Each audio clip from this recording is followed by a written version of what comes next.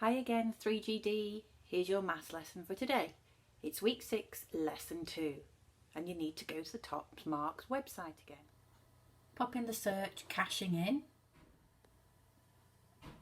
and use the options that are just there already. You're going to be using coins up to £2. Leave it on the options that come up because you're going to use coins up to £2. And I want you to use as few coins as possible, the least amount. So £3.34. Make your £3 first. Don't use three ones. Start with your £2 and your 1. Now make your 30.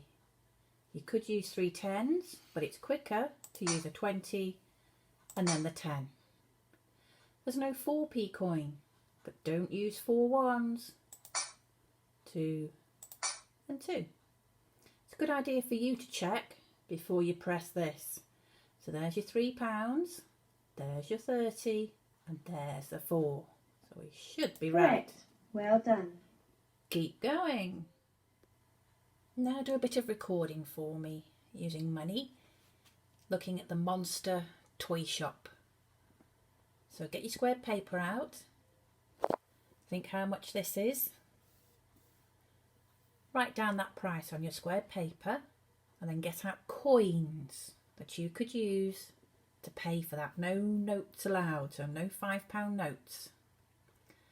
Draw around the coins that you're going to use in the right order and don't forget to label them. Remember to use as few coins as possible. You must write down the price, then draw around the coins. Now, following on from yesterday, I'd like you to estimate how many grams my 5 items weigh. What do you think the apple weighs? It was 200 grams. That might help you estimate what you think my pot of pens might weigh.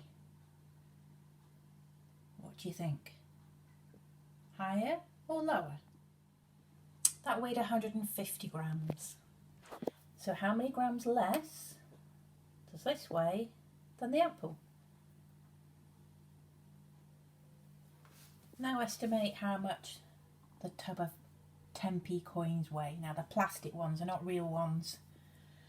Use these two weights to help you estimate this one. Will it be more grams or fewer grams? It weighed 100 grams. So how many grams less do the coins weigh than the apple? Have a think.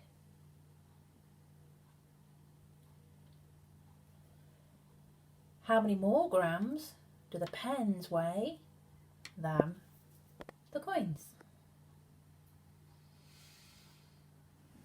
Now use this information to help you estimate how much my dog ornament weighs.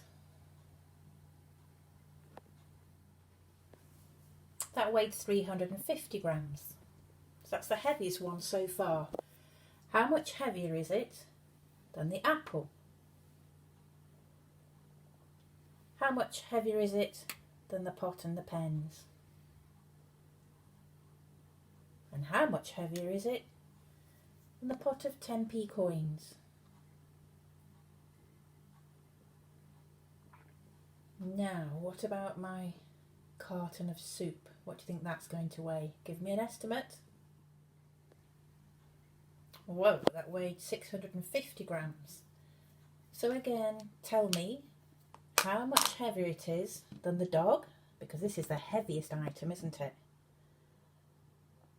How much heavier is the soup than the 10p coins?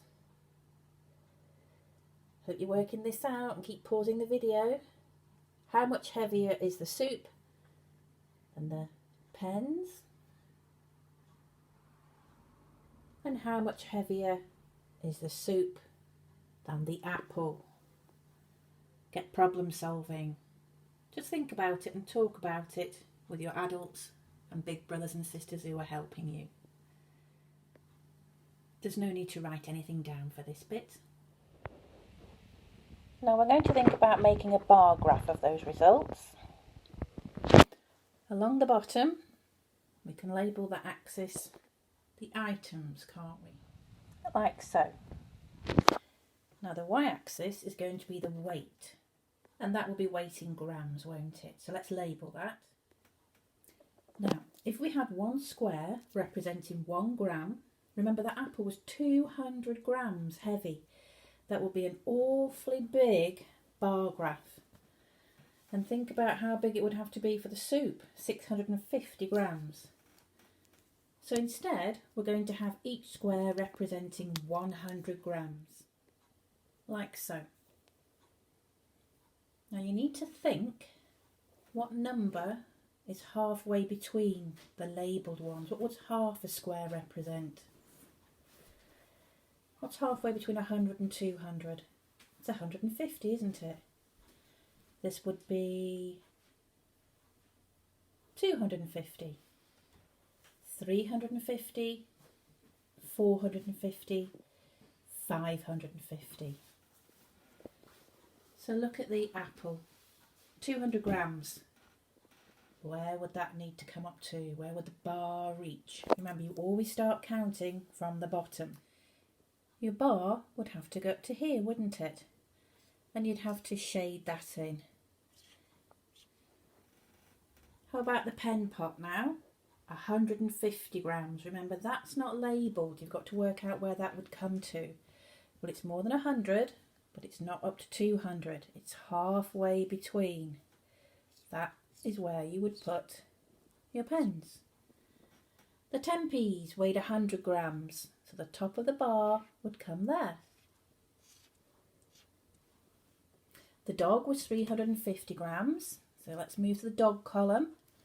More than 300, but not up to 400. It's halfway between, and you could colour that in nice and neatly.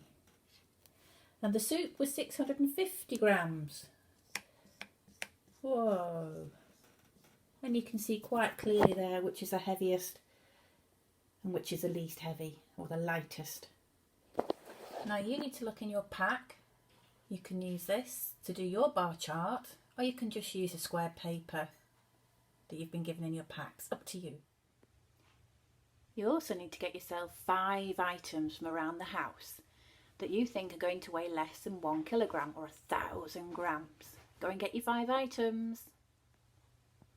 Now you need to weigh them. You'll find it easier if you round your weights up to the nearest multiple of 50. So for instance, you could say that 48 grams, we've rounded it to 50 grams. 237, you would round up to 250 grams. 319, you would round down to 300 grams. And 621 grams, you'd round down to 600 grams. That's what I did when I weighed some of my objects. Now you need to create your own bar chart. Tell me what you've weighed here along this axis. Weight in grams is the title of your y-axis. And I want you to use the same scale as me. 1 square is 100 grams. So label the y-axis and then colour in those bars to the right height, nice and carefully. Remember, half a square is 50 grams. Now you're going to do another bar chart. You can use the same 5 items if you like, or grab yourself another 5 items. But this time the scale that we're going to use going up the y-axis is going to be different. You'll need to draw your y and x-axis, and you can write down what you've weighed here. Remember, this is weight in grams. You need to write that up the side there. This time though, each square is going to represent 50 grams. So we'll be going 50, 100 grams, 150 grams, 200 grams, and so on. So what if something was 125 grams? Where would that be? It's not labelled. Remember, this is like a number line. Well, it's more than 100, but it's not up to 150, is it? 25 is right in between. It's right in the middle of 100 and 150. So you'd have to colour in up to there. complete your bar chart and tidy away. Here's your extension work, which should be in your pack, and it's also in the Google emergency folder. Checkpoint 27. Now this is where the questions are, and I'll just show you the sheet that's got the information on now that you will need to answer the questions. It looks like this, and it should be in your pack as well. You'll need to write your answers on some squared paper, please. Don't be shy, have a try. Well, that's it for another day, Year 3. I'll see you tomorrow. Bye.